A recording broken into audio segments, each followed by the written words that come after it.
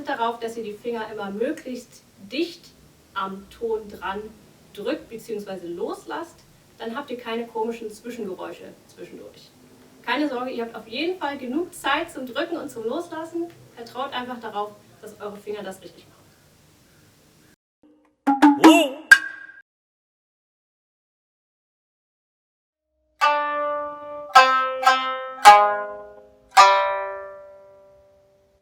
Beim Tsukui kann man leicht Panik kriegen und hat das Gefühl, dass man zu wenig Zeit hat für den nächsten Ton und dann spielt man das extra schnell.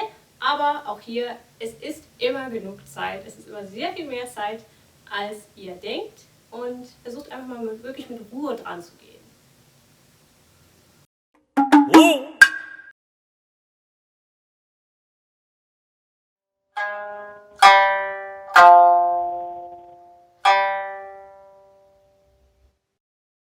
Versucht, wenn ihr die 4 mit dem Ringfinger ergreift, die Hand auf die Position 3 zu schieben. Das heißt, dass der Zeigefinger, den wir nicht benutzen, auf der Position 3 ist.